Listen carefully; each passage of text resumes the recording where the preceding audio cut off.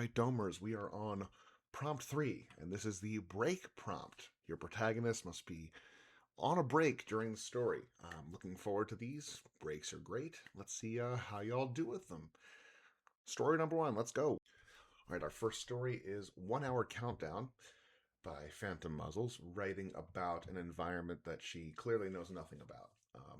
Anyhow, so we have here a story where a character is sort of in awe of a person who is seemingly much better at their job or than they seem to be, and they aspire to that.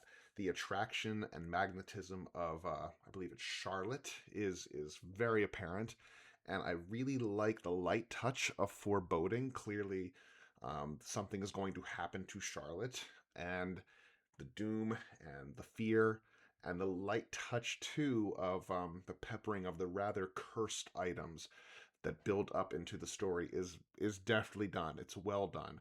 It's not too much. It's just enough. Where I wanted more was the ending. I think it's effective that it's quick. It's effective that the story comes to this abrupt, painful conclusion. But there's so much reflection in the beginning and about the pain of the loss of this character that we don't see much of it. We just sort of hear about it leading up to it. So I actually kind of like the disappearance and it not really being explained and leaving us to fill in the blanks. What I kind of wish I got more of is the aftermath of it, or I want something more after it. Like, yes, Charlotte disappears and that's sad.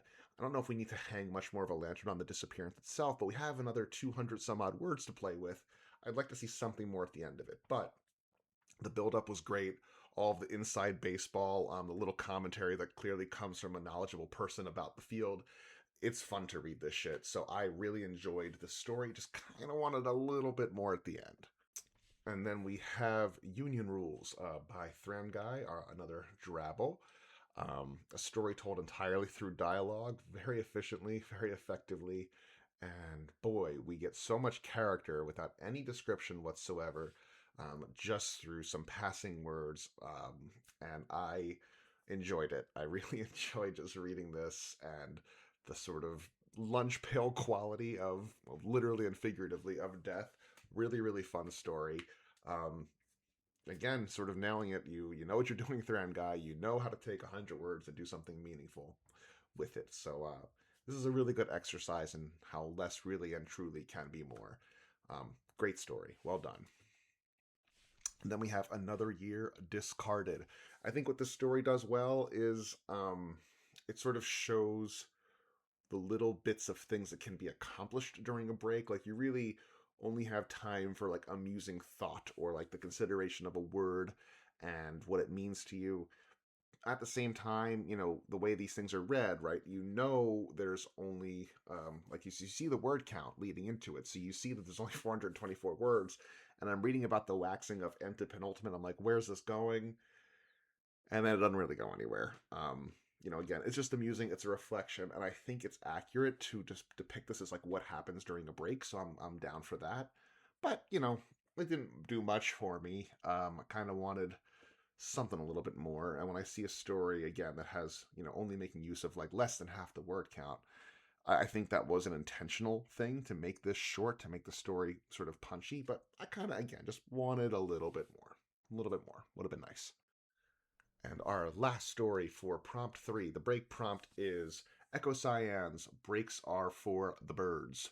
I believe, sorry, I didn't say Quiet Feet wrote the last one. My mistake on that. Breaks Are for the Birds. So, I really enjoyed this one, like a lot, because it's an entire story with a beginning, middle, and end, but it's a really short story because it happens during a break.